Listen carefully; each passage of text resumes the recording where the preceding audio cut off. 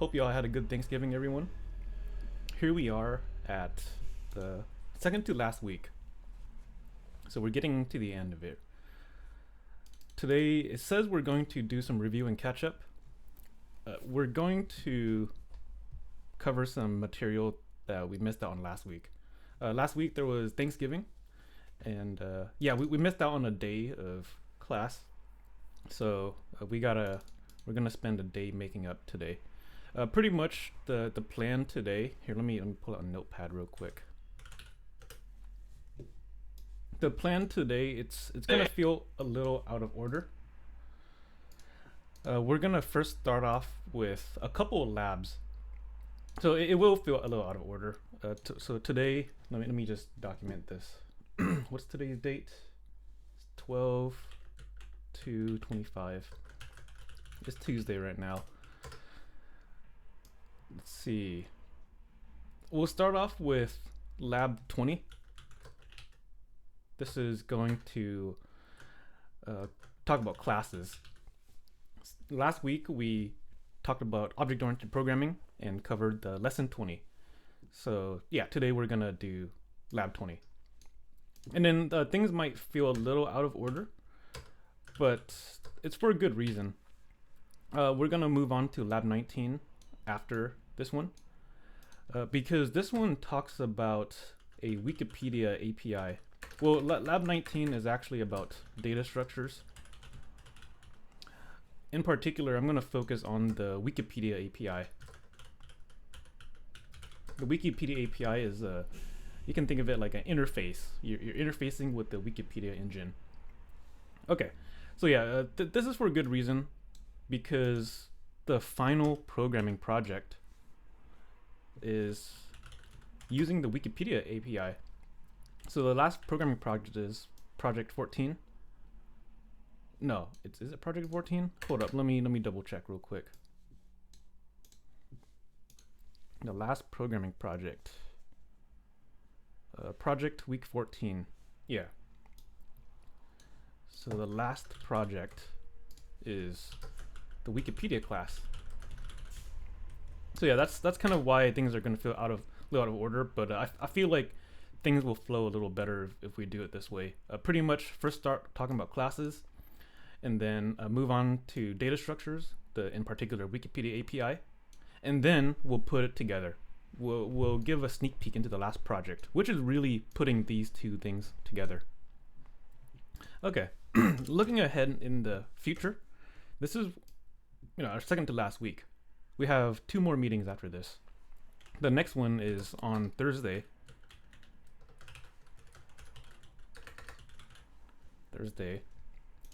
Here we're going to give a practice final.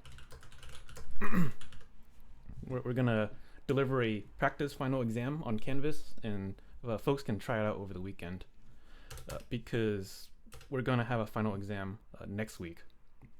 By the way, next week is a special. If you're taking any other classes, final exam week is a different schedule for pretty much all of the classes. So you can Google this stuff up. Final exam schedule. Cabrillo. I'll make an announcement on when it is. But if you might want to check in with your other professors about when your exam is. Let's see. 2025. Our exam is going to be right over here. It's going to be on a Tuesday, December 9, and it's going to be half an hour earlier. Typically our classes start at 6:30, but final exam week is a different schedule, so it's going to start at 6, and you pretty much have 3 hours to complete the final. So yeah, our final meeting is on December 9 on a Tuesday. And it's going to be a 3-hour exam scheduled for 6 o'clock to 8:50. Yeah, it's technically 8:50, but folks will have 3 hours, so they'll have till like 9 p.m. Okay, people cool with that so far? This is pretty much it for the class. Let me go home here. Okay, yeah. Any questions on this stuff?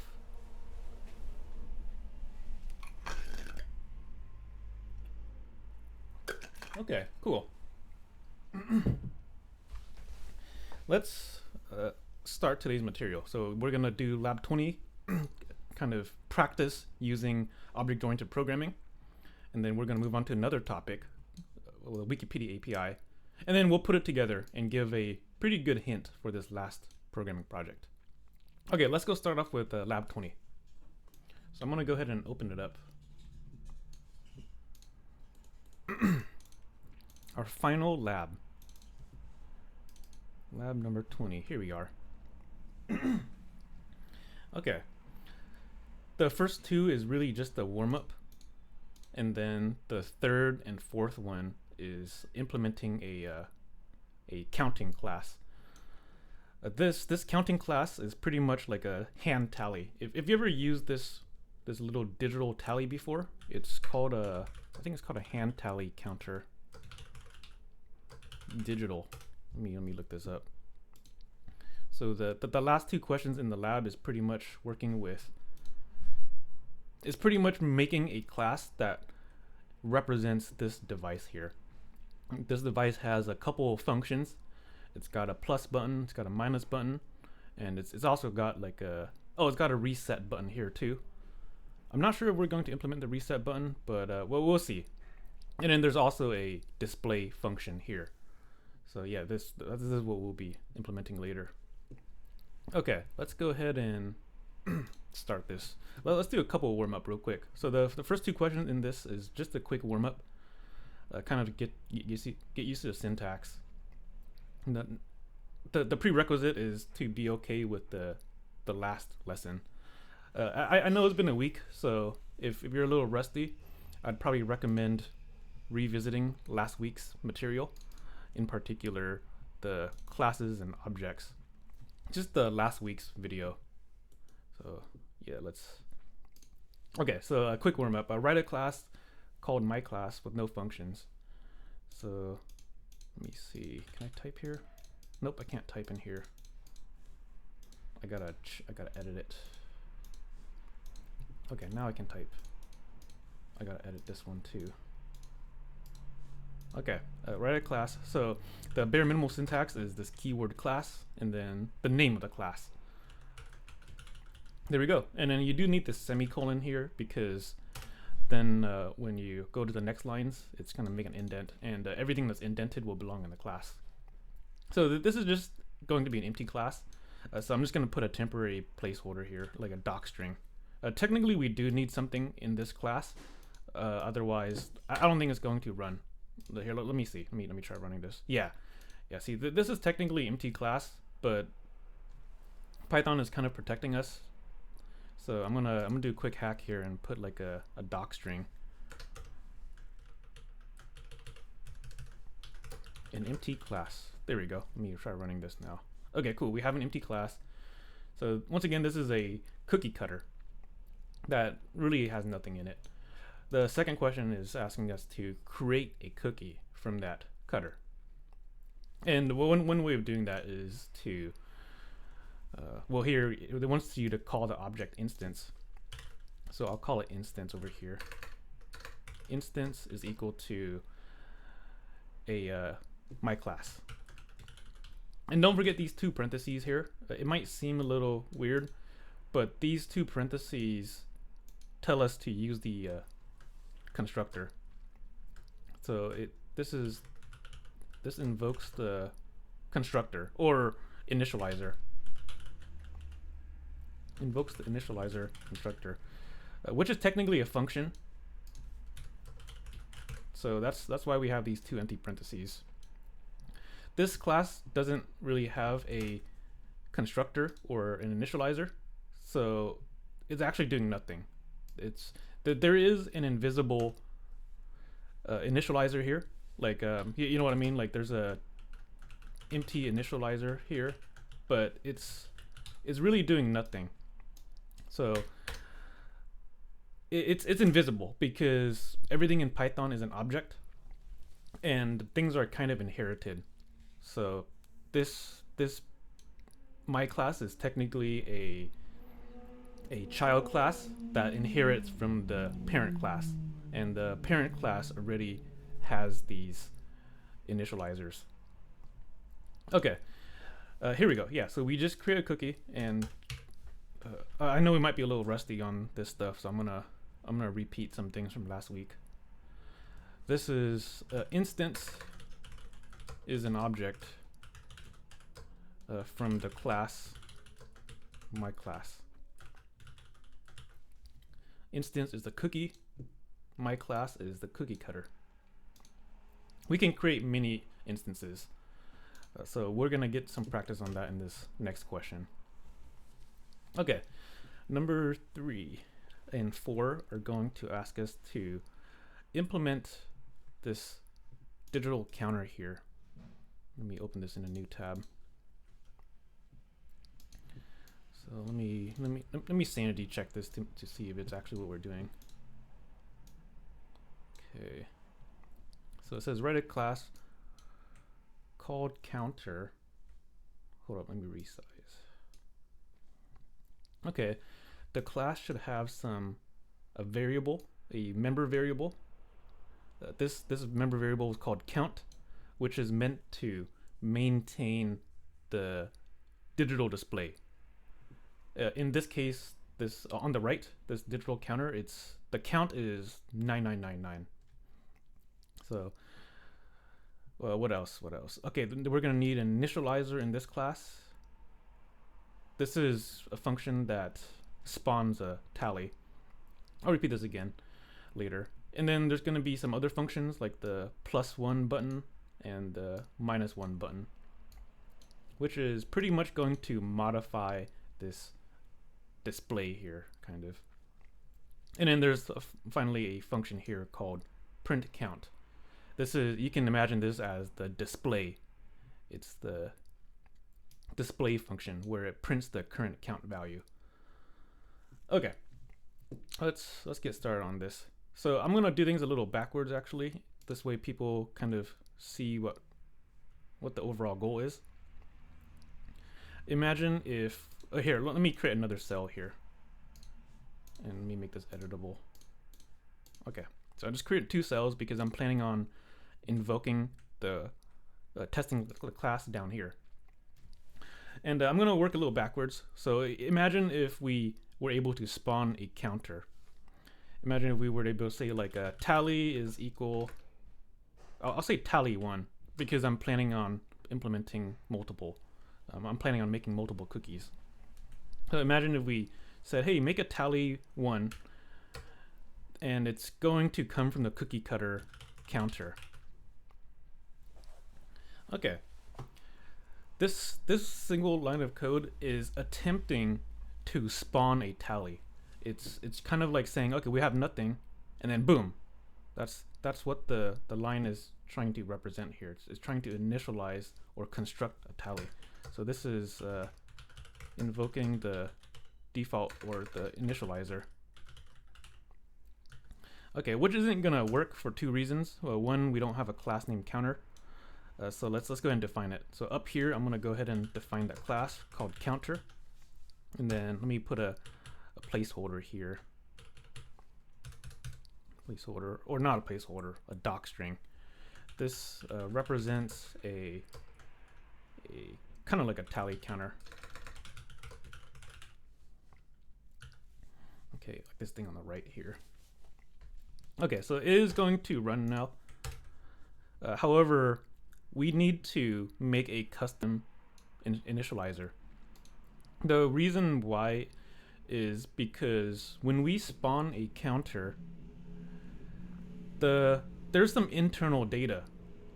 You know what I mean? That the internal data is a integer that represents the current count.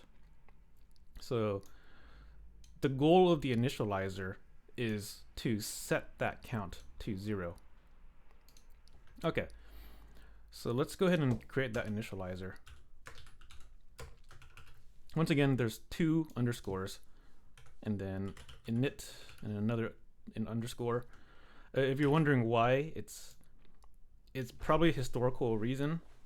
The inventors of Python decided to name the constructor with 2 underscores. Typically, 2 underscores mean don't touch me. So I'm not sure why they called it this.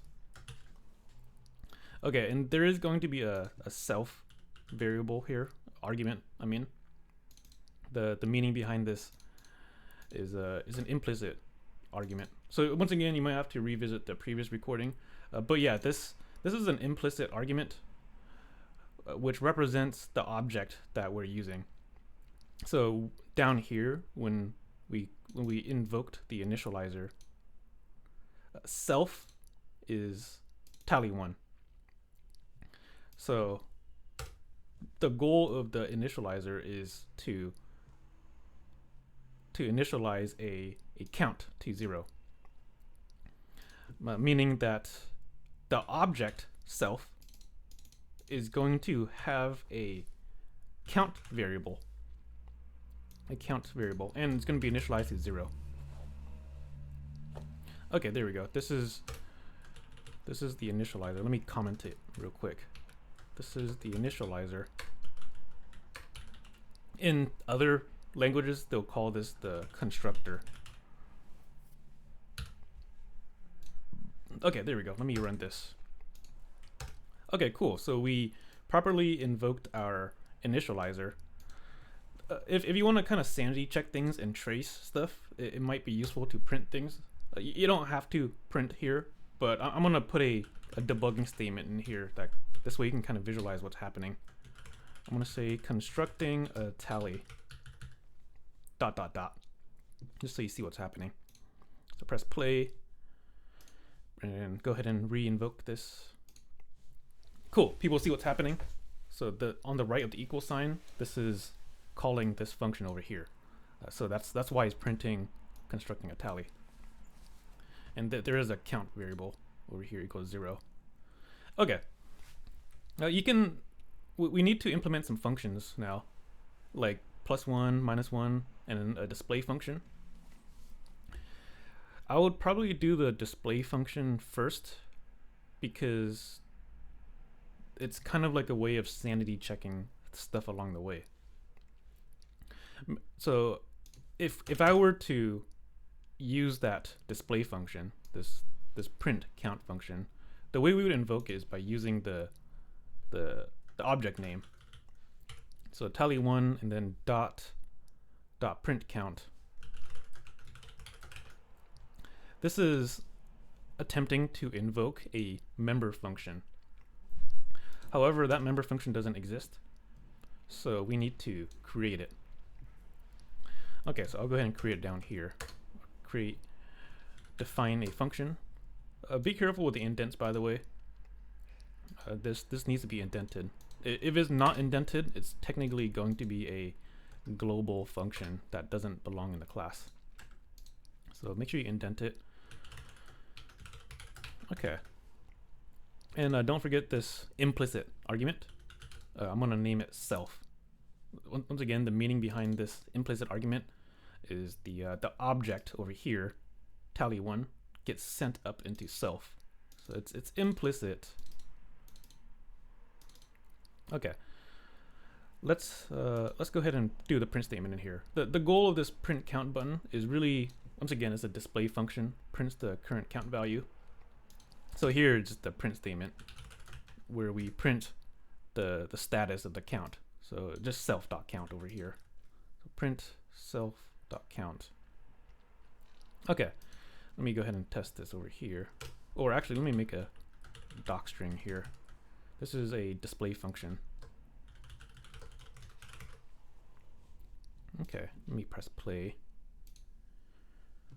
Cool. Press play here. There we go. People see what's happening. We invoke the initializer, so it constructs a tally and then print count. This is a display function, and it's printing 0. That makes sense. So yeah, here we go. We now need to do 2 more functions. These other functions are the plus and minus button, which aim to change the count variable.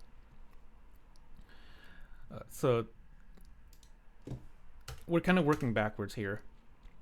If I were to press the plus button, tally one dot, what's the plus button called? Plus one. So if we were to say tally one plus one, this is like pressing the plus button over here on the right. So if we were to print the count, it should print 1. If we were to press the plus button more times, this should print 3. So yeah, this is what I mean by working backwards, just so people kind of see the overall goal. The plus 1 function isn't implemented yet, so let's go ahead and get it.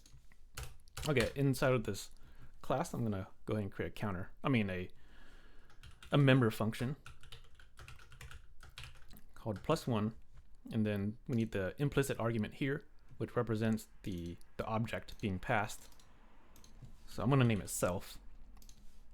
And then the goal of this function, put a docstring in here. It's like a plus button. It's an increment button. Increment button. All right. Increment button. Let's see. Okay, increment button, and then the goal of this is to modify the self.count, where we add 1 to it.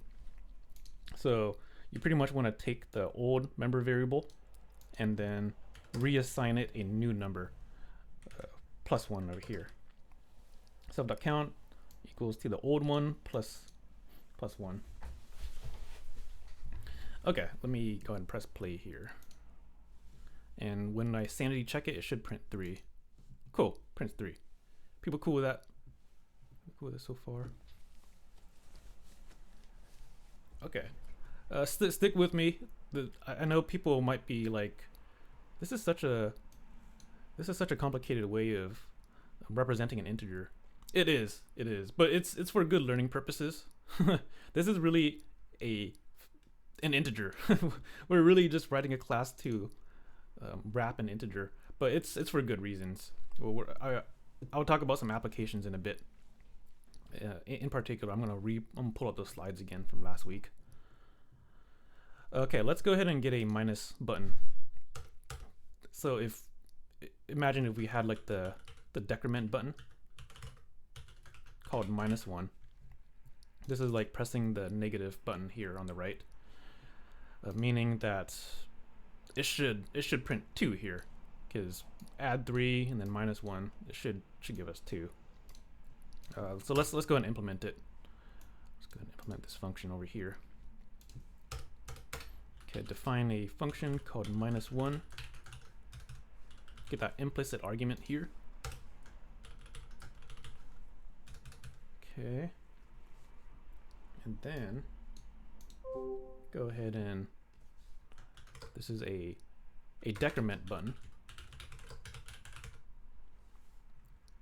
All right, and then yeah, it's really the same as the +1, just opposite. So self.count equals self.count -1. Okay, let's test it. So I'll load this class in, play, press play here, and cool.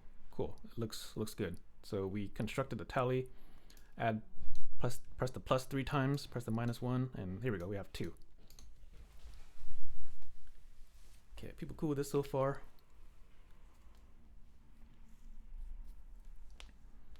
Okay, any questions about this so far? Here, I'll leave this on the screen for us for a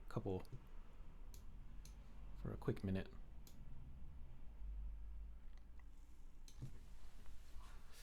People cool with this?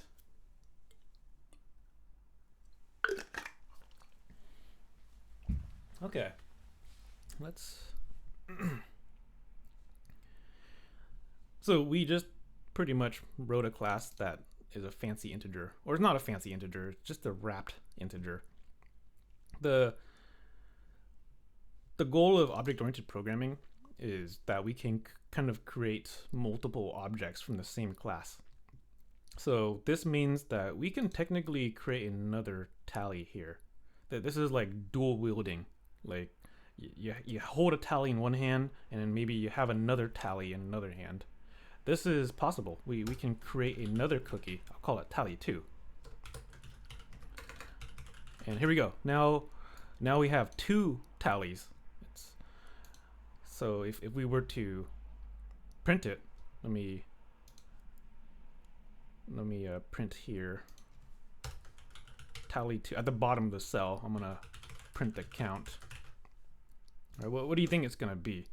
It should be 0 because tally 2 gets initialized to 0 here. It never gets changed. Only tally 1 gets changed. So it should print 0 here. Yeah, cool. So yeah, prints 2 and then 0 here. If you want to make this print statement look a little nicer, you can. You don't have to do this. I'm just gonna make this print statement a little more detailed. Tally 1 is, and then. Oh wait, hold up. No, I shouldn't do it like this because these functions don't really return anything, so they shouldn't really be in the print statement. I'm just gonna leave it like this actually. Okay. Let me. Yeah, people cool with this over here? Any questions?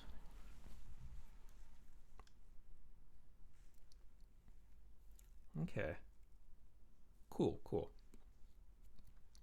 Okay, this final question, final part in the lab is asking us to modify the initializer.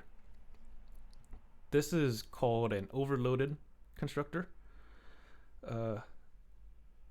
Let me start by copying and pasting the previous one. So let me copy this over here.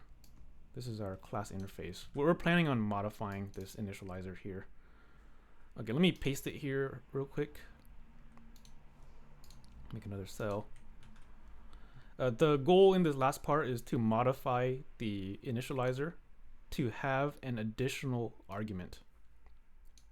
The reason why we would have this additional argument is so we can spawn a tally that starts at some arbitrary value. For example, maybe we wanted to spawn a tally like this. Let me let's say we wanted to spawn a tally that comes from the counter class. This is going to construct a tally that starts at 0. So if you wanted to print it, yeah, it starts at 0. But maybe for some reason we wanted to construct the tally with an initial custom value. Like let's say we wanted to start at 5 for some reason. People see what I'm trying to do? That this is like saying, hey, create a tally, but start it at 5. However, this is not going to run yet because our initializer is only set up for one argument. In particular, it's set up for this implicit argument here. The goal is to take in this explicit argument 5. That this is an explicit argument, meaning we need to add another parameter into these parentheses. In particular, this question wants us to call the argument initial count. So I'll go ahead and add another argument called initial count. There we go. So the implicit argument is self and the explicit one is initial count, meaning that this 5 over here, this 5 gets passed into this initial count. And we can use that argument to customize this over here. So instead of starting at 0, we can start it at the initial count. Whoops. We can start at the initial count over here. We'll see what that's doing. Okay, let me go ahead and come play here. And then down here, let's go ahead and press play as well. All right, people cool with this? So this is, once again, this is invoking the overloaded initializer. It's called overloaded because, well, there's kind of like two different types of initializers. There's a default one, and then there's a overloaded one. The default one expects no explicit arguments, and the overloaded one expects expects more than one or more. So yeah, we're spawning a tally with a custom initialization, and we can call member functions from here. Like if I said tally dot plus 1 and just do that a couple of times. See, we start 5 and plus 1 and we get 7. Are people cool with this so far? So that's the overloaded initializer.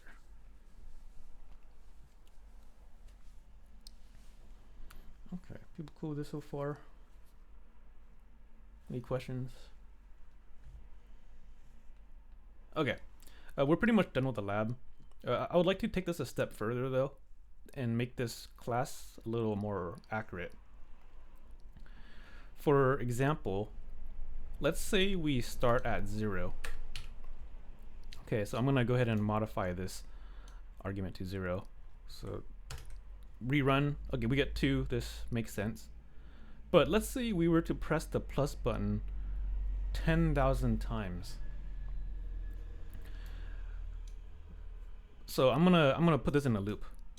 Let's say we're going to press plus 10,000 times. I'll put it in a loop that happens 10,000 times. Well, one way you can do this is with a for loop. For something in the range of 10,000.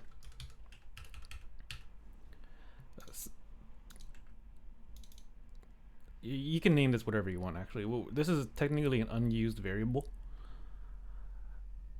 This unused variable represents every number from 0 all the way to 9999. So if here, let me build up to there. Let's say the range is 10. This means that if we were to plus 1 10 times, yeah, we get 10. That makes sense. So yeah, this something is technically unused variable. In practice, you'll see they'll use an underscore here, which means that we're not using the variable. So you could name it whatever. I'm just gonna name it underscore because it's unused. But yeah, for blank in a range of 10, we'll add this. Let's say we were at it like 10,000 times. So I added 3 more zeros. Press play. Okay, this kind of makes sense. We get 10,000, and if we add more, so 10,001, we get 10,001 here. This kind of makes sense. However, if we were to be more accurate and represent this 4-digit tally counter,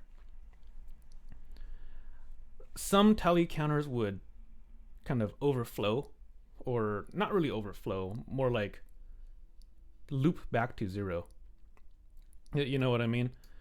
If I were to press plus again on here, on the right picture, it would, some machines would go back to 0.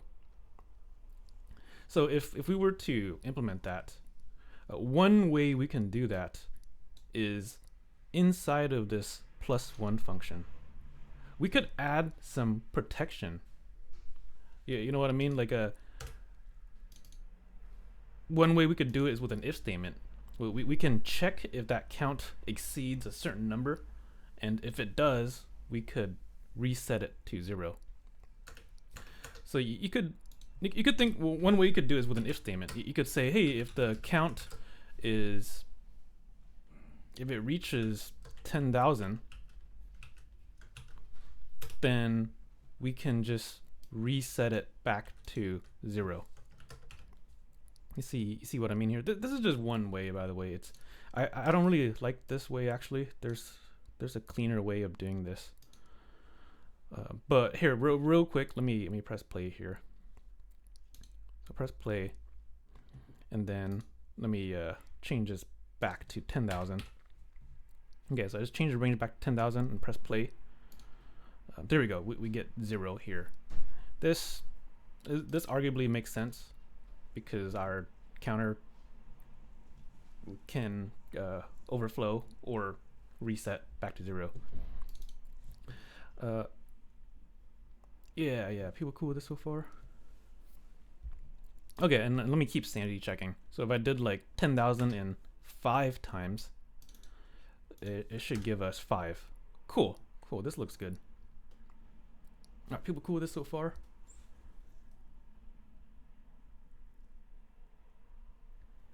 Okay, cool.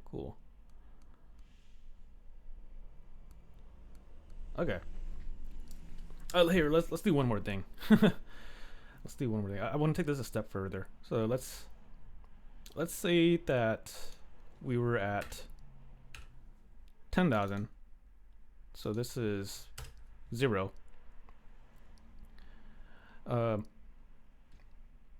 Would it be possible to get negative numbers? Like if we said tally dot minus 1. So tally dot minus 1. This is pressing the negative. Here, you know what, let me make this a simpler. Okay, forget this loop over here. Just focus on this minus 1 function. We start at 0 and minus 1. Depending on the machine that you're trying to implement, negative numbers should probably not exist. Maybe it's up to you. But in this case, the negatives do exist. You see how we get a negative 1. Some machines, I mean, some of these digital counters don't have a negative. Some of their behavior would pretty much stop at 0. So you could, if you wanted to, you could add in some protection here again. In the minus 1 function, you can add in some protection so the count doesn't reach negatives. So yeah, there's a lot of ways you can do that. I'll let you figure it out if you want to try it out. Okay, people cool with this so far? Okay, cool. Here, let me just implement one more thing. The lab didn't really ask for this, but this picture on the right technically does have another button. On the top, there's like a reset button. Yeah, it's a reset button which sets it back to 0. So if you wanted to implement it, this is like saying tally.reset. So if we were to reset it before printing the count, it should print 0. So yeah, we could implement that real quick. Let me go define a reset function where I'm just going to set the count back to 0. This is a reset. So yeah, no matter what we do. So, oops, I need to run this function up here. So let me load this class in. And here we go. Yeah, see what's happening here. This is, we subtracted 1 3 times, but then reset it. So no matter what you do here, it's going to print 0 because we reset it. Okay, people cool with this so far? Okay, here let me leave this class up here. Hope that makes sense. Let me pull up some slides real quick, just so I can summarize what object-oriented programming is. Let's see. I'll try not to repeat myself too much, just because I'm aware that most people here just watch the recordings.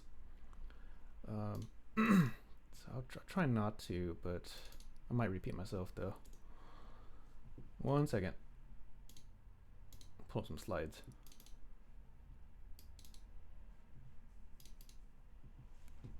Okay.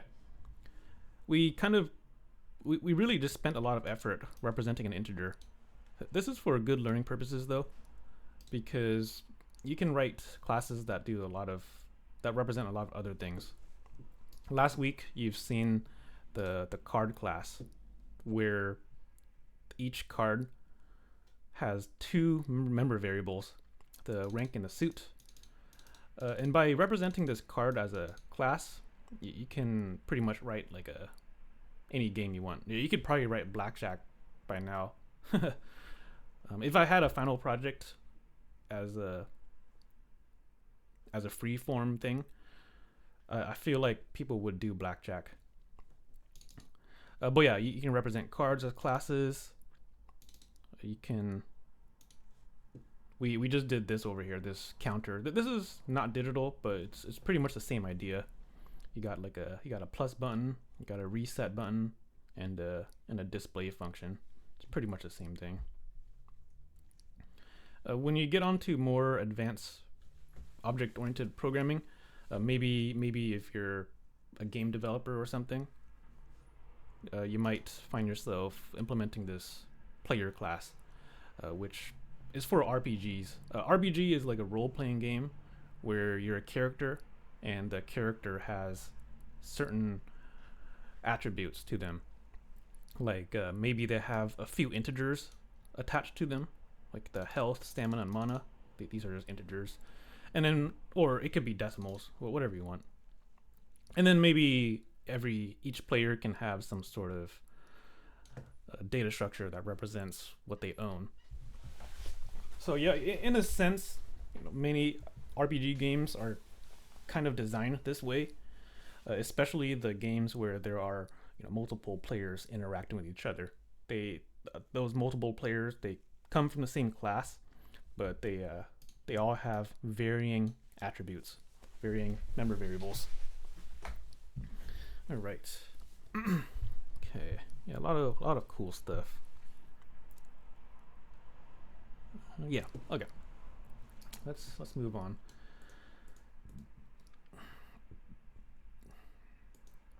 All right. Let me see. Where are we at? Okay. So we just finished the lab 20 on classes. Hopefully people have a good idea on what object-oriented programming is now. We're going to move on to the lab 19. Once again, it might feel out of order, but this is for a good reason. This lab 19 was supposed to be done last week, but I pushed the deadline a bit, so you can pretty much turn this in by the end of the semester. If anything, I'm gonna open up the lab 19 and focus on the last part, the Wikipedia API. Okay, and then later on we'll talk about this. Okay, let's go ahead and open up the lab 19. Okay, lab 19. Here we are. I'm gonna scroll down to the Wikipedia stuff. So I hope folks already did the first part. The first part is really just learning how to navigate nested dictionaries. So hopefully people did that already. Oh yeah, I think people did this already, like 2 weeks ago. Yeah, I think you did. Going down to the later end of the notebook, there's a section called Web APIs. There was a typo in the helper function over here, but I think most people have fixed it by now. There's a helper function here that had a typo. I think most people have it fixed by now. It's this line over here. Before, people's functions would look like this. So here, I'll show you what I mean. Before, people's function would look like this. And it had an error where if we were to invoke it, let me try invoking it here.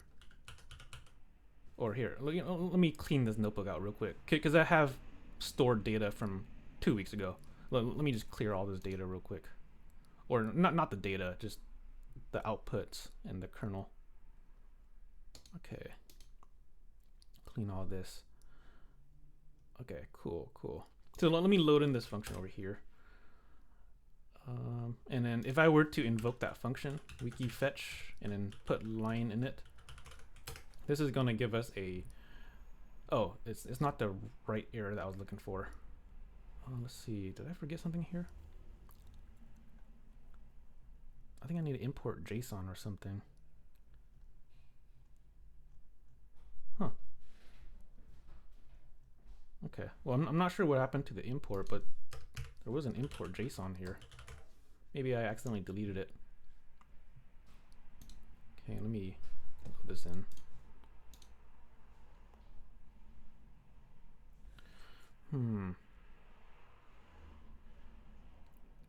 Okay, if you got this error, here's the fix for it. The fix is to modify this response. Let me revert all of this. Import JSON. Oh, I'm not gonna revert it. It's kind of a band-aid fix. Let me see. Hold on. Let me verify why this function is broken real quick. I'm gonna take a look at. I'm gonna do a debugging statement and look at the response. So response is. Let me see. This response is coming from the Wikipedia page. Let me just. So this is a debugging statement. Let me scroll up. Response is 403. Okay. Cool. So the 403 means we don't have permission. It's like an internet code. It's you can look this stuff up. 403 error code.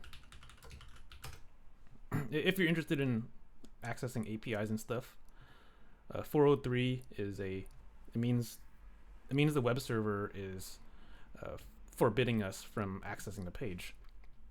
And if you take a look at a couple weeks lecture ago, the reason behind it was because Wikipedia is blocking Python bots. So one band-aid fix you can do is by modifying this response line where we add in a second argument that represents who we are. So I'm gonna make a dictionary here that represents who we are. I'll call it authenticator. I'll make a dictionary that it's just gonna have one key value pair, where the key is user agent, and then the value is our identity. The identity here, I'm just gonna put not a bot.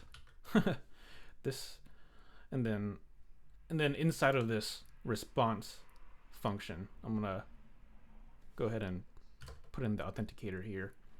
There's a argument called header is equal to authenticator. So this additional argument is telling Wikipedia that we're not a bot.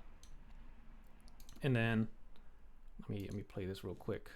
And then if I rerun this, hopefully we get a different response. Okay, so run this. Okay, cool. We got response 200. Response 200 means success. Okay.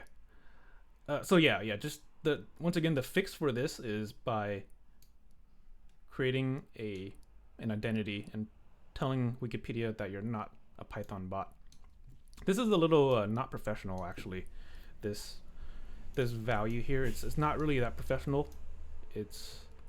There's a special format that, I mean, there's like a standard that people typically use.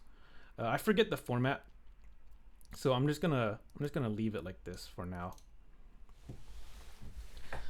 Okay, so here the point of this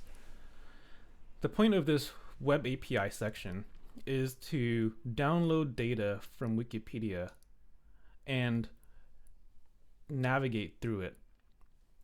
In particular, when we called the wiki fetch with the lion, this is returning a dictionary.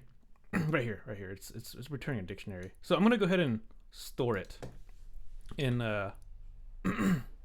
yeah, I'll store it in a variable called data here. Okay. So response is 200. Data is now a dictionary. if you want to take a look at it, you could print the data here, and it's going to be a little hard to read because it's all flat. There's not a lot of formatting here. This is a nested dictionary, by the way. If you kind of want to see what an easier version of this data, you could look at the URL. So I'm gonna do a print statement in this function here that prints this URL. This way you can visualize what the data looks like. So I'll do a quick debugging statement in here. I'll say downloading data from, and then the URL. The URL is a string. It represents the website. So I just put a print statement here, and let me reload this function. Okay, play, and then let me comment out this print statement because it's kind of hard to read. So print data, and then comment that out.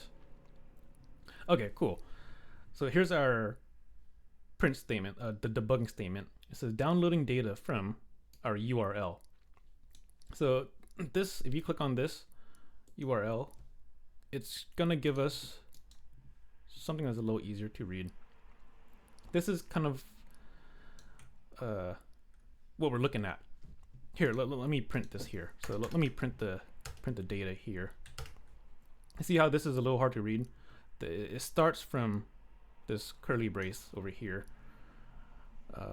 and there's more curly braces because there's dictionaries within dictionaries. If you take a look at the URL, this is really what we downloaded to the Python notebook. I'm gonna go ahead and collapse all of these.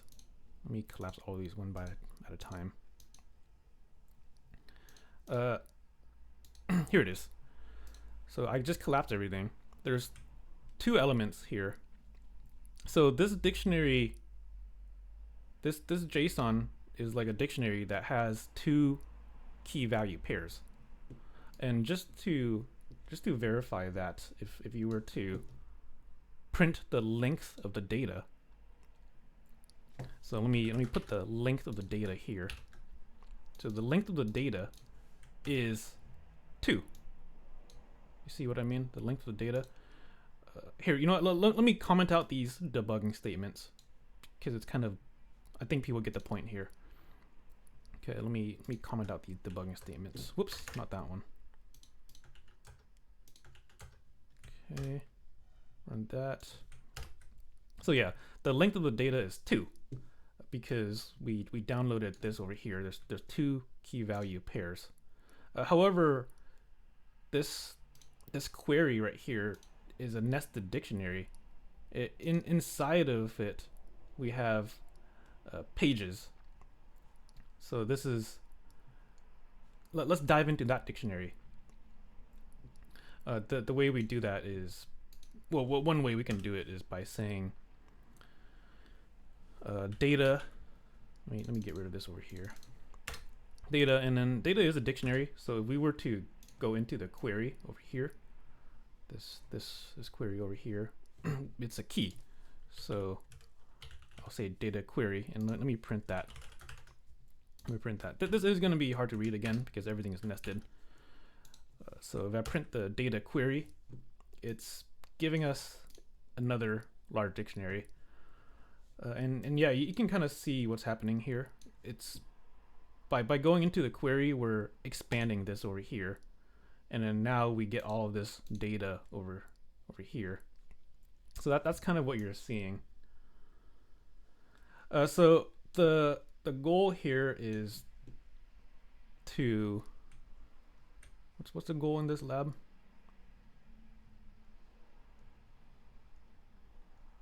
I think I'm missing something here. Let me clear the cell output.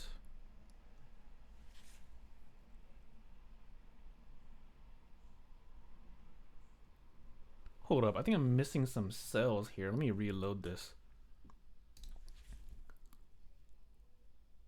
Oh, you know what? I was in the wrong notebook. Okay, I meant to be in the lab notebook. here I am in the lessons. I'm meant to be in the lab. So let me go back to the lab. Here, we are gonna have to copy this over though, this function. There's a chance that your lab notebook might have the same typos. Okay, let me go to the lab. My bad. Okay, lab number 19, not the lesson. Okay, so towards the bottom here, part 2, there is a part that's asking us to navigate the Wikipedia API. And there's a chance your thing might be broken here. So if you want to fix it, you can import it from your lessons notebook. I'm gonna go ahead and paste it. So paste, and there we go. I have the new stuff. Okay. Let's see. The goal of this part was to navigate the data structure. Earlier we saw the data structure on Lion. So I'm gonna stick with Lion for now. Actually, this one's asking us to get another article. I'll do this in just a bit. But let's stick with the Lion here, just so we don't. Just so it's a little smoother. Okay, so this is gathering data from the Lion, and then our data looks like this right here. It's printing the large dictionary. The point of this lab is to print only, or the point of this question, print only the summary. This is not printing only the summary. It's printing the whole dictionary. It's printing out these keys and values that we don't really care about, like this batch complete. This is some data that Wikipedia is giving us. We don't really care about this. So it kind of wants us to dive in and access this extract down here. Let me rearrange my screens. So we gotta dive down a couple of things. First, we gotta go into the query. You see what I mean? So we gotta go into the query. So let me put it here. So data query. This is dictionary, and there we go. We dove in. So it's pretty much printing all of this over here. All of this stuff. We don't really care about some of these things, so we gotta dive in again. In particular, we need to dive into this pages over here. So after query, we go into the pages, because pages is the only key value pair inside of this dictionary. So I need to go into pages over here. Okay, there we go, pages. And then let me press play again. Okay, cool. So now we dove in. We're almost there. Don't worry. Now we need to go more. This pages data structure represents another key value pair, where the key is some number. But this is actually a string, by the way. It does look like a number, but it is a string. You can see that over here in this output. There's some quotes around it. So it's not really a number, it's a string. So if you wanted to dive into it, you could go here and say, put in that string over here. So boom, dive in, and then let me press play. Just play. Okay, looks like it's loading a bit. Let's see. Cool. So stick with me. So here we are. We dove into 386, and now one more layer to go. This is a dictionary that has 4 key value pairs. We need to go into this extract key value. So let me finally go there. So over here, and then extract.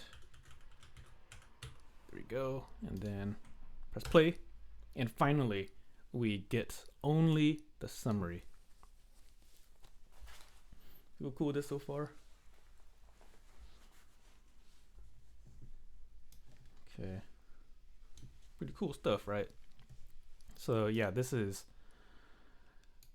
diving into a nested data structure. Hope that makes sense. You cool with this? Okay. There is a problem with this though.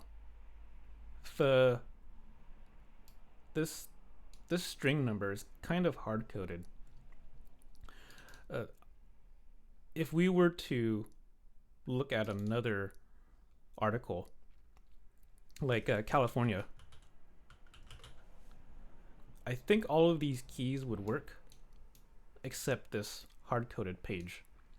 So let me test it. The reason why is because every article has like a page ID, and California probably has a different ID. So let me press play here, and we get an error. It says key error. This doesn't exist. So yeah, this line is hard-coded because it only works with lion, but not California. California has a different page ID. If you want to take a look at it, we could do the debugging statement. Let me uncomment this debugging statement. Downloading data from URL. Okay, so downloading data from this URL. Let me go ahead and click it. So yeah, here's our data. It's got a different page ID, 5407. So this would work if we were to change this string number to 5407. This would work, and yeah, we see it's printing this over here. This is the Wikipedia article on California. This does work, but it's probably better practice to generalize this page ID. One way you can generalize the page ID is it's going to look a little hacky, but it's just one way. We could generalize this number by kind of like searching for it. Like let me comment this out. The data looks like this. We did dive into two dictionaries here, so query and then pages. This dives in a couple times, and notice that our first key value pair represents the page ID. All we really have to do is grab this key. So we have grabbed values before, but we need to find a way to grab this key. And this might look hacky, but one way you can do it is by listing the keys first. So this is a dictionary, by the way, that the thing that we're displaying here. This is a dictionary. Dictionaries have a member function called keys. So this kind of returns a list, but not really. You see, we dove in a dictionary and we invoke the member function, the member function .keys. It's kind of like a list of one element. If we were to convert it to a list by putting it into this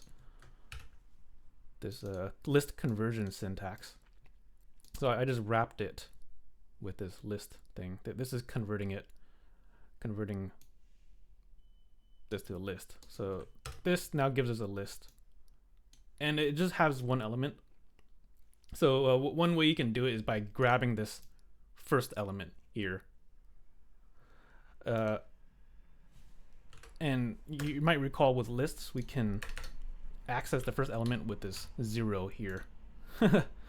So yeah, this here that I'm highlighting, this is a list, and then I'm grabbing the first element in that list.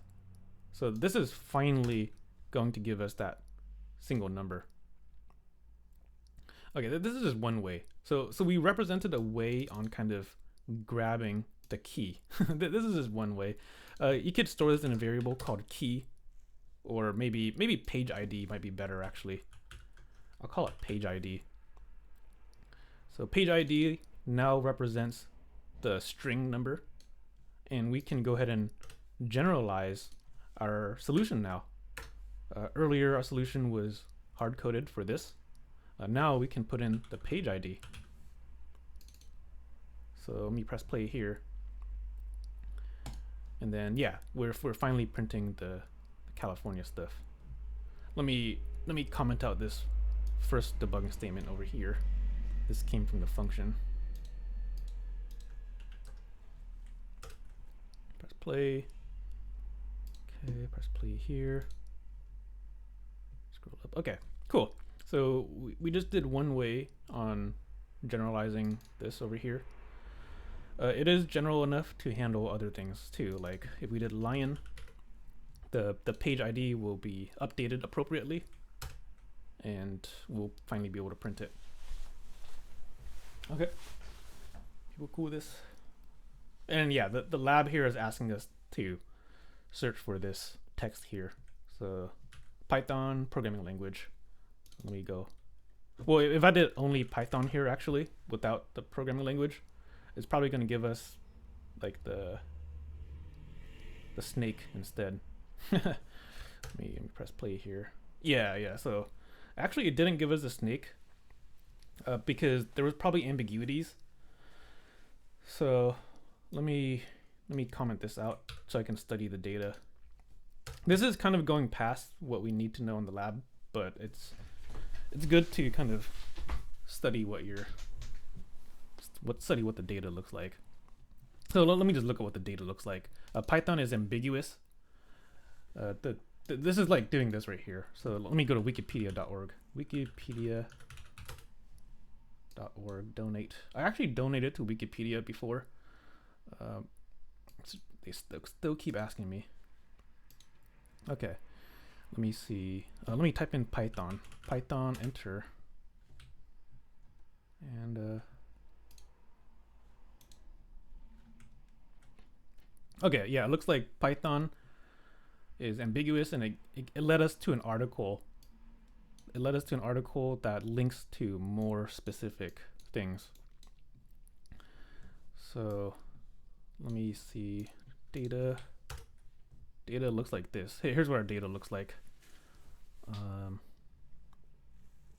Yeah, in particular, it's if we were to print the summary, it's printing this over here. So that's coming from here. Python may refer to this. So let's see.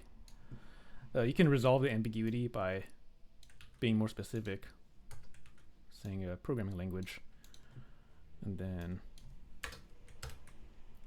there we go. It prints what we're studying. Let's see, Python programming language right here. So let me sandy check, make sure it's all good. Yeah, it looks good. Yeah, Python is a high level something. Yeah, this looks good. Okay. People cool with this so far? Pretty cool stuff, right? Pretty cool. So yeah, we just used a helper function to download data from Wikipedia. And then we learned how to navigate through that data. This data is like a nested dictionaries. Okay, any questions on this so far? Okay, cool. Okay, let's see. Okay, let's move on. Okay, we're gonna build up on the Wikipedia stuff. Let's see. This second one is asking us to prompt the user for what to search for, and then we're going to use that input to search Wikipedia. So that this input is a function that you've seen a couple times. this function waits for a user to type something, and when the user presses enter, the function will finish and return a string. So you could store that string in like a variable called query. And let me press play here. So yeah, this is what it did. The cell is still running, by the way. The program is waiting for us to type something. So if I were to type in like hello, and then, or let me type in lion actually. Type in lion, and when I press enter, the function will finish and return the string to here. So query is lion. If you wanted to, you could put a prompt as an argument here. This is optional. I'm gonna put in a prompt that says, "What would you like to find? What would you like to search for?" Press play. There we go. What would you like to search for? And maybe I type in like lion, and then yeah. So query becomes the lion string. So we could further again generalize our solution by calling the wiki fetch function. This is the helper function that we have up above, and then put in the string here, the query. This function does return a dictionary, so it might be useful to store it. I'm gonna store it in something called data. There we go. Data is equal to that, and then finally, we just need to print only the summary of the article. So let me copy this over here. This is pretty much it right here. These two lines. Grab the page ID and then print the summary. Okay, there we go. So boom, press play. Cool. So we're stuck in this function. What would you like to search for? Type in lion. And when I press enter, a lot of things are going to happen. We're going to download data, then we're going to find the key, and then access the summary. Cool, so let me press enter. There we go. A lot happened in that split second. Let me try again. Maybe with California instead. California. Cool, looks good. Feel cool with this so far? Okay, cool. This final question is asking us to add in some protection. The reason why we might need some protection is because some articles might not exist. For example, if I were to search for like some garbage, let me just type in some random keystrokes here.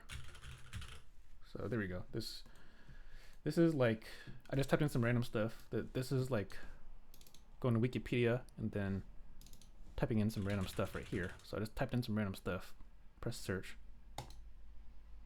and it gives us some helpful error message. There are no results matching the query, because yeah, that doesn't exist. However, our program might fail. Let's see. Press play. Okay, it looks like the program failed. It says key error extract. So it looks like everything was successful all the way up to here, this extract key. So we were able to get the page ID. Maybe we should study what this data looks like. So here, let me just comment this out real quick and kind of study what it looks like. So let me stop this actually. I'm gonna go ahead and print the data so you can see. Print data. Press play. Let me type in garbage here. Enter. Okay, this is what our data looks like. It's a little hard to read, but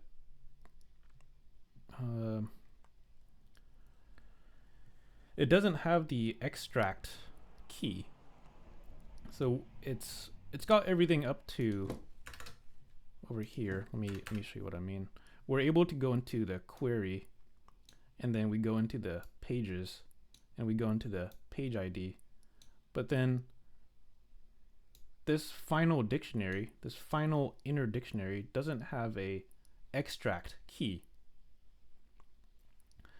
So you can probably recognize a pattern here where the page ID is -1 when it doesn't exist. This is this is, it seems like this is what it is. So you could add in some protection where, you know, if the page ID is equal to -1, then we can print some error message. Because currently this error message is kind of crashing our program, and meaning that a future program, the future statements won't run. So it might be useful to do some protection. Let's see. I'm gonna do up here, and instead of number 3, you really just need to do an if statement that checks if page ID is equal to -1. So you could say if page ID is equal to -1. -1 is technically a string, by the way. You can see that if you were to check the type. First of all, you can check the type of page ID, or you could look down here. You see how the number is wrapped in quotes. That this means it's a string. So I need to use this string here. So we could say if page ID is equal to -1, we could print some error message like a not found. And then this case would be an else, because if it's opposite. If the page ID is not -1, then we're gonna go ahead and access the extract. So let me press play here. Press play. So what would you like to search for? I'll type in some garbage. There it is. And then enter. It says not found. Cool. Looks good. Let me just get rid of this print statement here. It's kind of bloating up the output. Okay, there it is. Not found. And let me test it again with something that does exist. Lion. And then enter. There we go. Right, this does exist. So here we go. We just covered 2 cases. This was pretty much number 3. Okay, people cool with this so far? Pretty cool, right? We just added protection to prevent the program from crashing.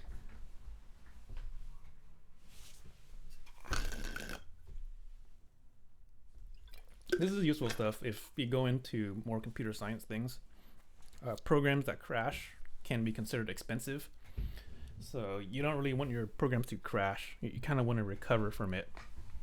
So this protection is a way of kind of preventing the earlier crash. Okay, any questions about this so far? Pretty cool stuff, right? Pretty cool. Yeah. Love APIs. APIs are some good stuff. There's some cool stuff. Going off topic a bit, actually. I pretty much use APIs every day. In particular, Canvas has an API too. Every student can use the Canvas API and access their own information. If you want to Google this, you can look up Python Canvas API. And there's a library called Canvas API. If you take a look at the documentation, let's see. You'll see that there are something here called a class reference. This class reference is what we just covered actually last week, classes. So there's a library that gives you tools to access things. So if you were to download this library, there's a bunch of classes here. You can access your own assignments through Python. You can access your, what else? Your quizzes. I'm pretty much saying you can possibly automate your Canvas interactions. Currently people are interacting with Canvas by clicking through it. You know what I mean? Like people are kind of clicking through their Canvas and kind of checking things out. See, I just clicked it, and then I'm clicking more things. This is how most people interact with Canvas, but sometimes you want to speed up the workflow a bit. So you can use this Canvas API actually. Every student can, and they can access certain things here like submission. I actually I clicked on this before because I use this class to grade stuff. You know, because grading is kind of tedious. So if you were to automate it, it's a little faster. And you can use the Canvas API to automate Canvas things. So yeah, it's some pretty cool stuff. You can look at the class, the member functions. So these are all member functions of the submission. Let's see. There is a member function called edit. I believe this one changes your grade. There's another function called upload comment, which allows you to automate submission comments. Like, you know how in some assignments, in some of your submissions, there's like a comment. It'll say like, nice job, nice work, very clean code. You know, you might have gotten those comments. Well, I actually typed those out myself, but in larger classes, I will take advantage of this function to you know, automate comments. So yeah, every student has the ability to use these. However, you do have to generate like an API key. If you're curious, I'm going off topic, by the way. I'm going super off topic. You can generate an API key if you go to the accounts and click on your profile somewhere. And this will let you interact with Canvas through Python. Your API keys will kind of affect your permissions. So you know, you can't really change your grade because your API key has certain permissions. But yeah, if you're curious, here, let me pull it up. I feel like I might leak my API key. I don't want to do that, so I'm gonna do this on another screen real quick. I don't want to leak this key. Let me see real quick. Profile. Let me just back up real quick. Where's my API keys at?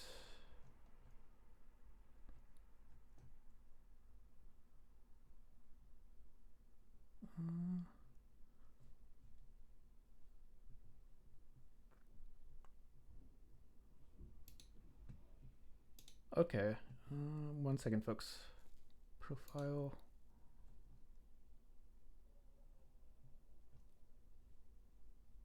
Settings.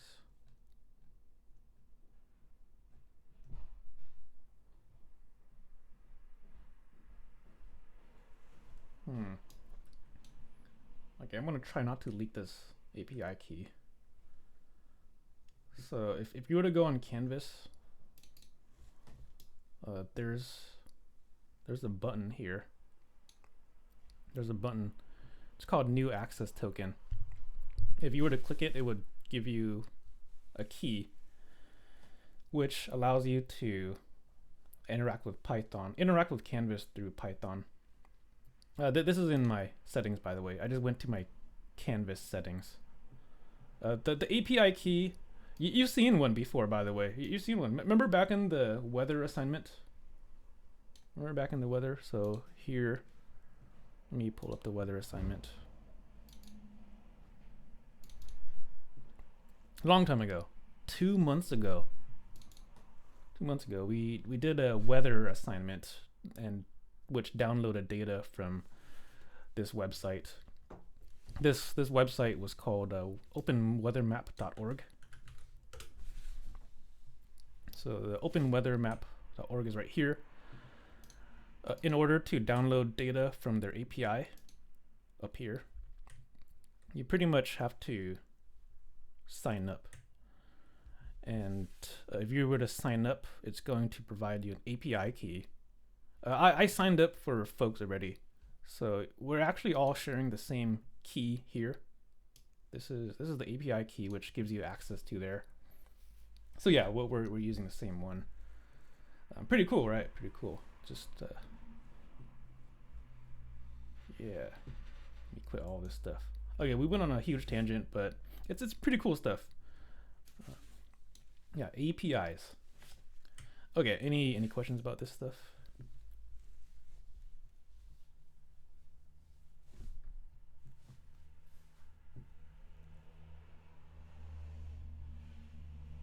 Okay. Sounds good. Okay, where are we at? Let me check where we're at. Okay. We just finished the lab 19 on data structures, the Wikipedia API. Let's go ahead and put this together. Let's put classes and Wikipedia API together. And this is going to be a sneak peek into our last programming project. People excited for this? Cool, cool. Hope you're excited. So let's go ahead and download this last programming project. It's on Canvas. Okay, where's it at? Python. Assignments.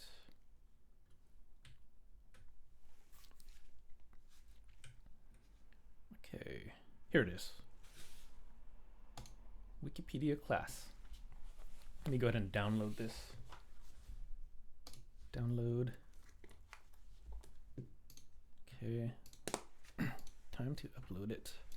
I'll go ahead and make a folder for this. I'll call it project. Oh, I've been inconsistent with my naming here. Oh well.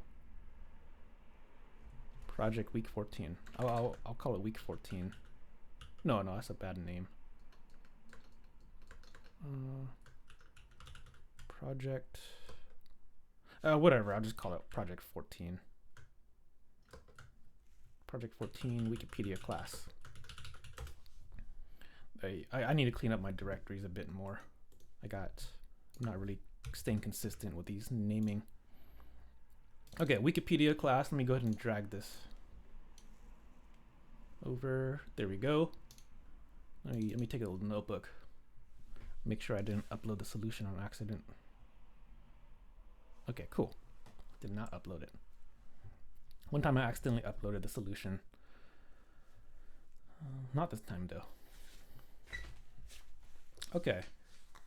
One second, let me get some water.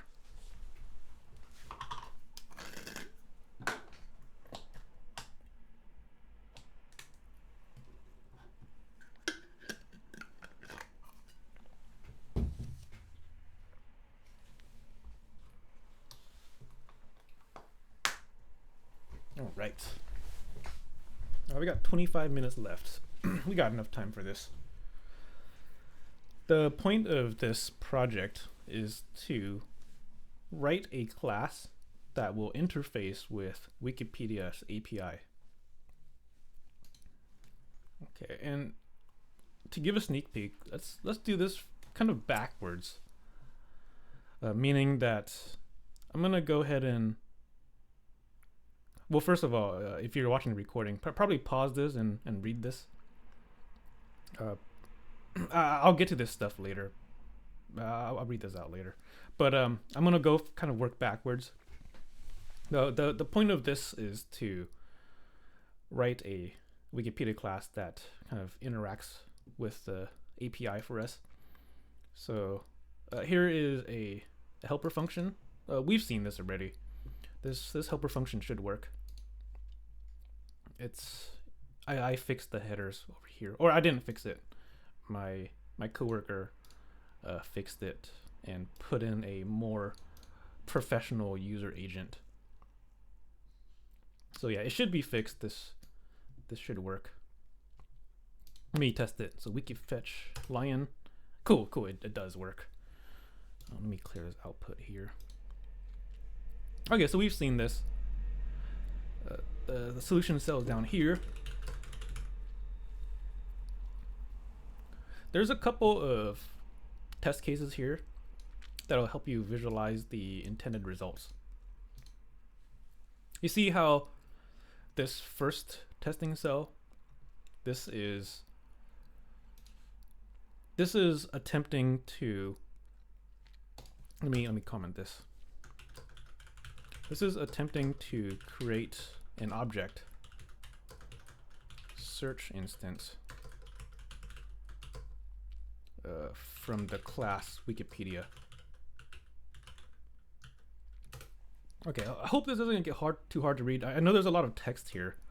Hopefully people are okay with reading this stuff. So yeah, we're attempting to create an object called search instance from this Wikipedia. In particular, this is attempting to invoke the overloaded constructor. So if you scroll up a bit, you'll see that one of the goals here is to create an overloaded initializer.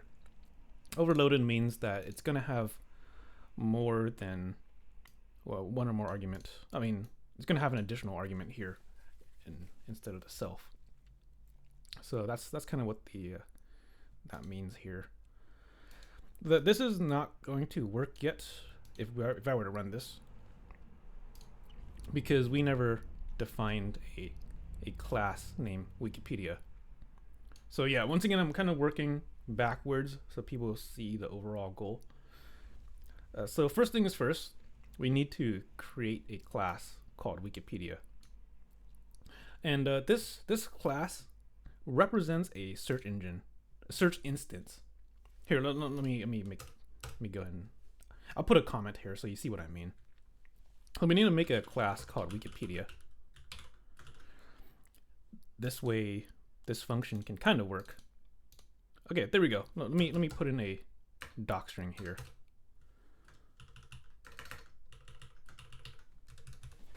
Put a docstring. Let's see. What should I put here? This. It represents an interface to the Wikipedia API. It's like a wrapper. We're making it easier for future people to access the Wikipedia API. This will make more sense once you see a couple functions. So it represents an interface. We need to define. Well, here, let me run this. This error message should no longer be here. It's going to be a different error message now. Let me go ahead and run it. So let me run this. Cool, we got a different error message.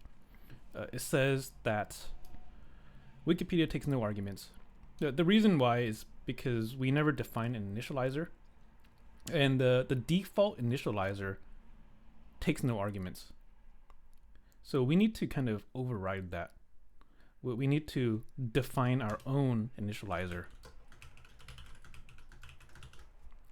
that takes an additional argument. Because the default initializer only has this implicit variable, this implicit argument, I mean. This implicit argument represents the object that's being passed in. So it's this right here. When we call this line over here, search instance gets passed implicitly to self. And then lion right here is a explicit variable. Excuse me. And we need to add in another argument here so yeah, the string can go over here. So scroll up a bit and we'll see what we should call it. The initializer should have two arguments, the implicit self and then the explicit page, which represents a string. So let me put page over here. Page, boom. And let me put a comment here. The point of this is to here, let me scroll up. let me read this documentation here. Okay, so it's kind of vague here because you can actually do whatever you want. To make things more concrete, you could initialize the data here. initialize the data here, meaning that when we call this, well, here, let me run this. Let me see if it works first. Okay, cool. So it does work. This, but it's not really doing anything. Lion gets passed into page, and we're not really doing anything with it. If anything, it might be appropriate to download the data here. Like, imagine if we were to spawn an instance.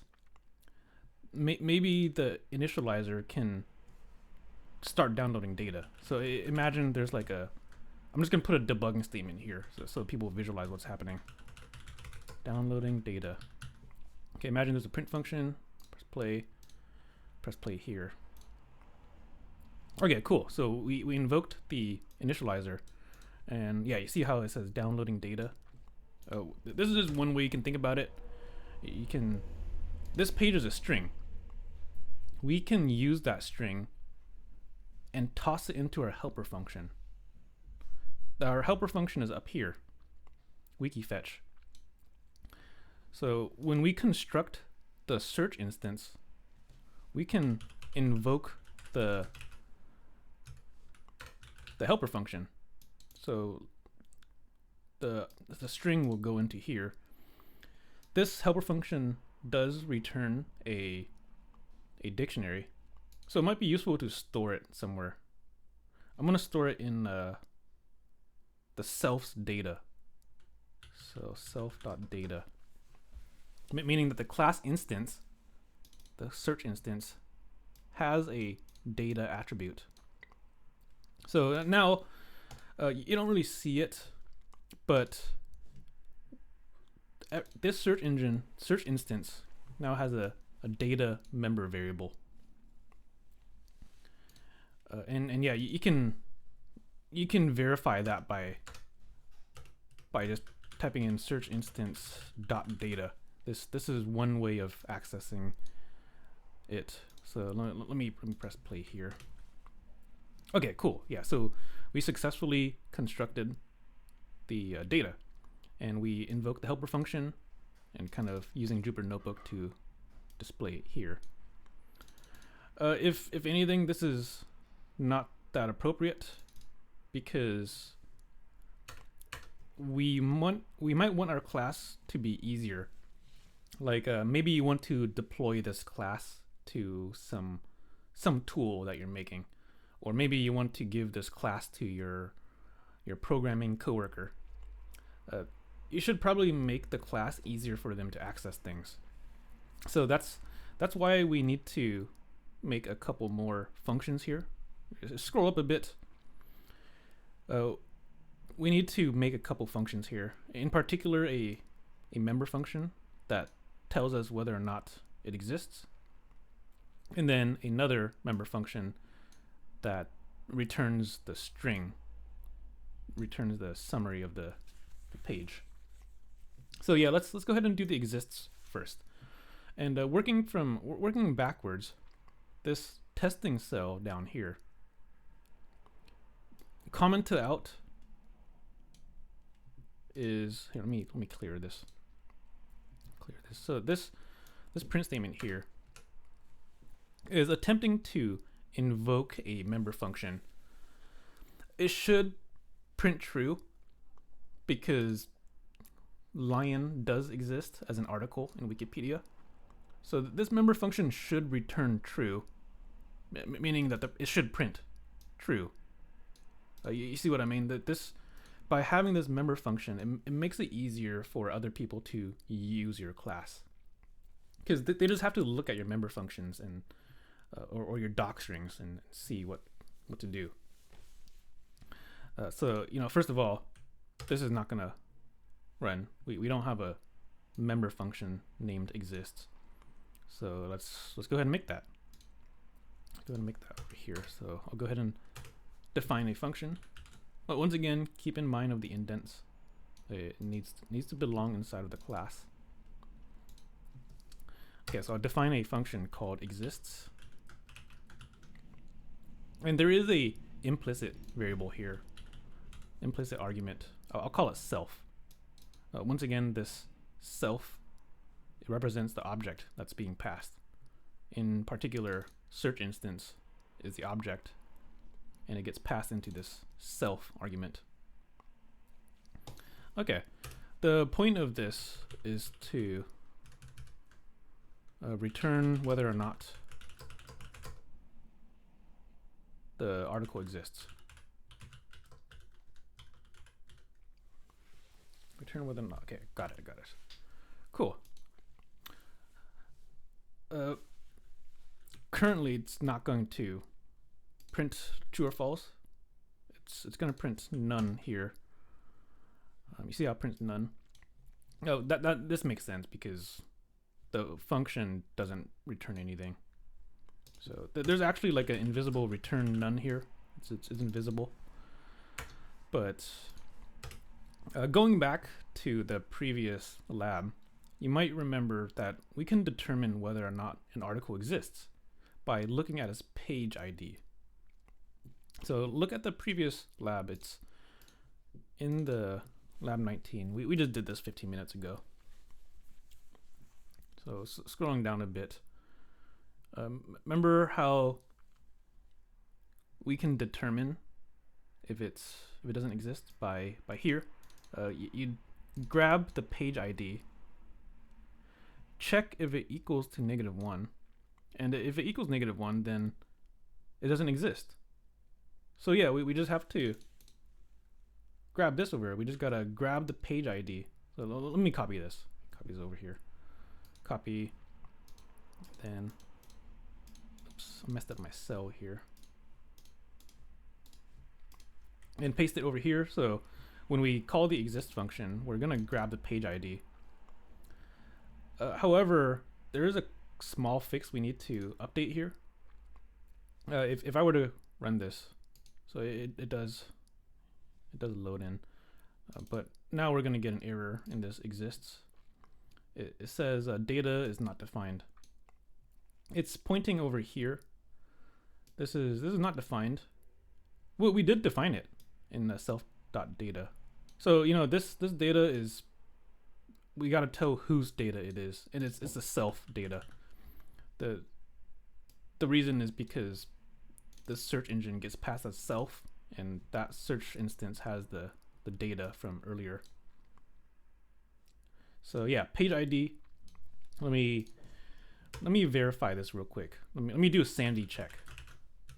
I'm just gonna do a sanity check and say something like page ID is. I'm just gonna sanity check this, make sure I got it right.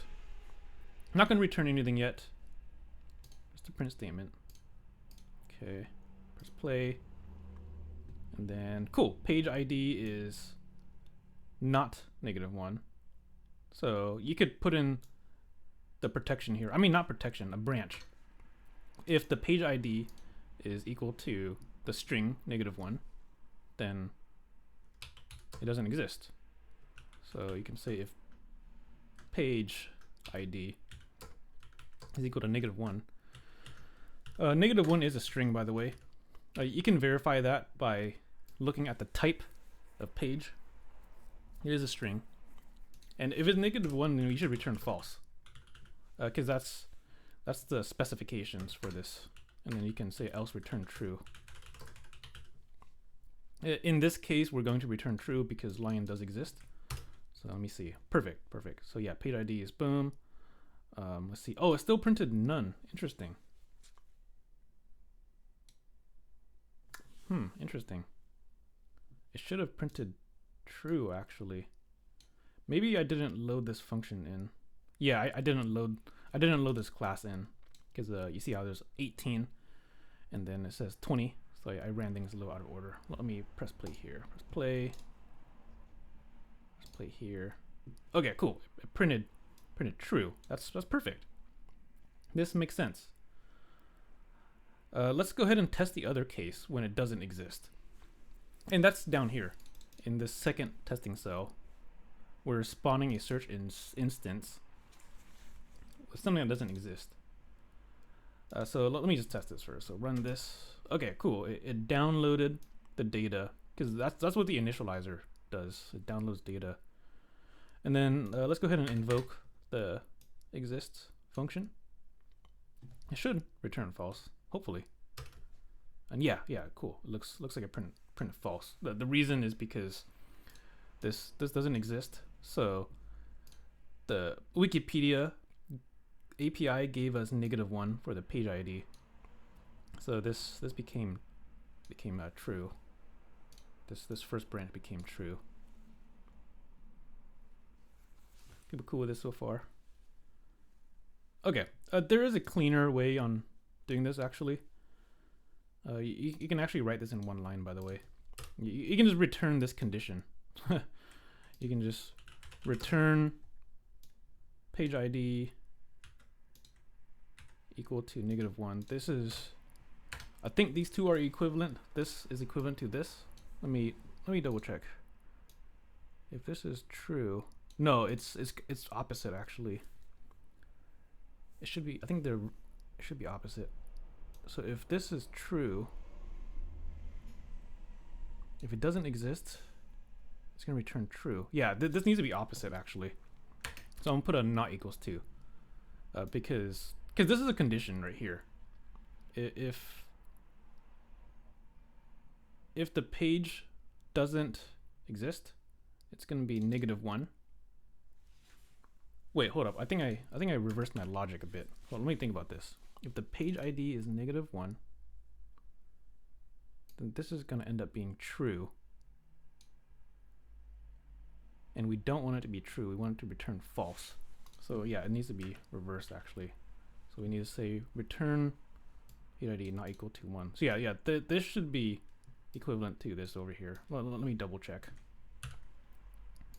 So let me load this class in, press play, and then test this. Prints true, perfect. This one should print false. Cool. Pretty sick, right? Pretty sick. This you can simplify this 2 branches by just returning the condition, but we had to reverse it.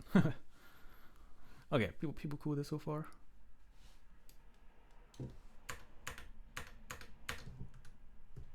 Okay, cool. I hope that gives some good hints. So now you're just left with one more function. The final function is extract, which is meant to return the summary. So yeah, you just have to look at the previous lab. Well, we did this stuff already here. You pretty much need to return this over here, but then you have to modify a few things. So I'll let folks figure that out. Okay, so going back to the here. Once you're all done, these should work. Like this first one should print the summary of the article because it exists, and then this next one maybe you want to print some helpful error message like oh, it doesn't exist. Okay, people cool with this so far? Okay, cool. Yeah, you just have to do one more member function. Should be it. Okay. That's it for today, folks. So yeah, we talked about classes in the beginning, and then Wikipedia API, and then we put it together. This last project puts it together, so folks will get to practice this. We're almost at the end of the semester, so Thursday I'm gonna deliver a practice final exam, and you can pretty much work on this over the weekend, which should get you ready for the final exam. It's scheduled for 30 minutes earlier. Our class starts at 6:30, but finals week is different. Okay, thank you all for coming.